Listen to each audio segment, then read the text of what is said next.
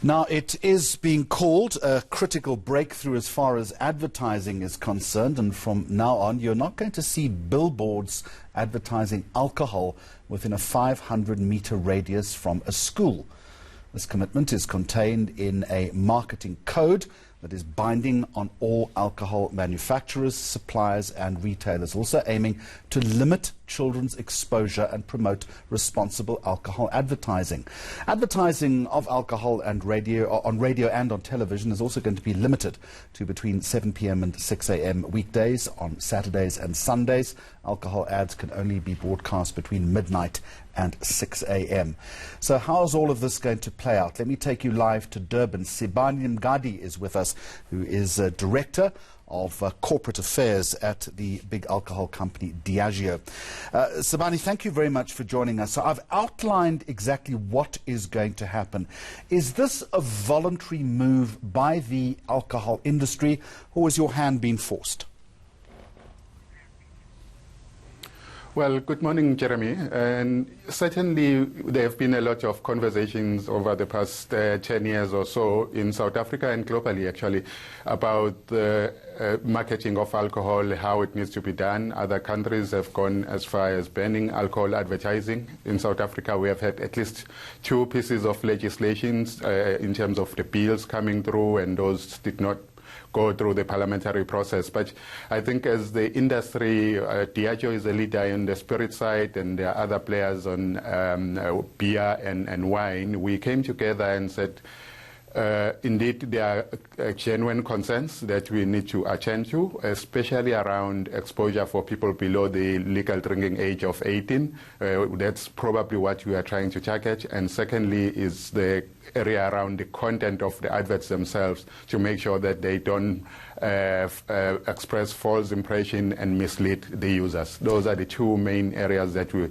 decided that voluntarily we will address them in line with the concerns from both government as well as civil society and public. Let's talk about the content side in just a moment, but the restrictions in terms of time, is this simply buying you a little bit more time, because there is growing momentum in this country to have alcohol advertising banned completely, given, and you will acknowledge this, we do have an abuse problem in South Africa?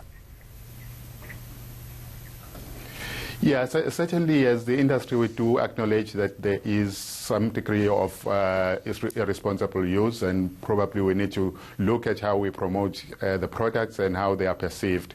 So the idea that we came up with was, let's make sure that all the platforms that we use, we don't necessarily expose, especially underage people. We use the principle of 70-30. So in any platform where we have age rating data that clearly indicates that more than 30% of the viewers or audience of that program is below the age of 18, then we stay clear of those. But we make assumptions that certainly there is higher adult viewership from 7 p.m., which is why we have decided to go for 7 p.m. to 6 a.m. or during weekdays. And on weekends, as a result of many factors that come into play, we only advertise from 12 midday to 6 a.m., that is Saturday and Sunday. Now let's look at the content side of this, if we can. The code says, or code seeks, to regulate content to make sure that advertisements, and I quote, do not appeal to the underage population nor misleading to the general audience. How then is the content of the advertising going to change? I think our main focus is to really talk about the intrinsic, the value offering of the product that we are presenting. As you know, we have most of the brands have moved quite strongly into use of either celebrities or sports people. That probably was the main contentious issue as we negotiated as different competitors in this sector. We have agreed that in the use of, say, a celebrity or a sports person, that person will not be seen consuming the product on either TV or whatever visual material that we use. And there will certainly be a consistent messaging on not for use for people under the age of 18, and making sure that those people understand that. And also it shouldn't, all the content of the advert itself should not give an impression that consumption of that product may lead to either social or economic success of any kind. So that's how we have regulated it, and we will then evaluate every advert and say, does it lead to that false impression on the viewer that it may lead to either social or economic or business success. And as someone who watches advertising very closely in this country, I understand what you're trying to do, but the type of advertising that you're then going to disseminate stands a chance of being very dull, doesn't it? No, I don't think certainly it's going to be dull. We've been quite creative in this space, if that was the question. The issue here, we are trying to make sure that at least if we talk about Scotch whiskey as an example, we need to talk about the region where it comes from, why it is better than any other offering that is there on the market. Because at the end, I think what we are trying to do is not necessarily, we have said this many times, we are not trying to recruit new drinkers. So in the context of people who are already have decided to consume alcohol, we want to say this offering from this brand is better than the other, and that we can be able to do that with the limitations that we have put on the table. And we have taken experiences of other countries as well. I think France, as an example, has had similar kind of restriction going for a long time. And we have compared to UK and other regions and said what is good then in those developed countries can certainly apply in South Africa. And we want to actually, Jeremy, to be upfront about it. Other industries have had this difficulty around advertising, and they took different directions, say litigating against government and blocking those legislation. We have thought it's probably not the right way to do it.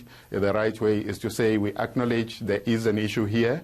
Can we work together? We test this with various stakeholders and say, is this something reasonable for us to be able to trade on the one side, but also to take good degree of social responsibility for the program. Maybe just to mention, the codes themselves are just but one element of the things that we are doing.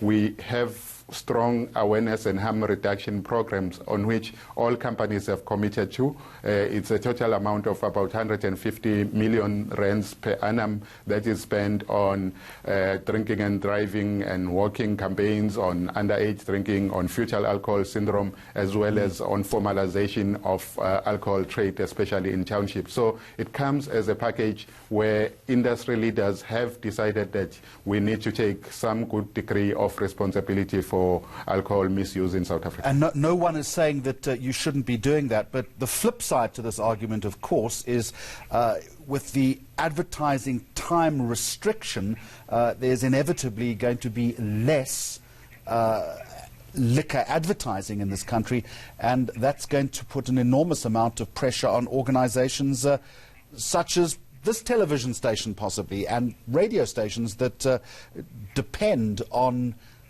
alcohol advertising. Inevitably, you will be diminishing your advertising spend, won't you?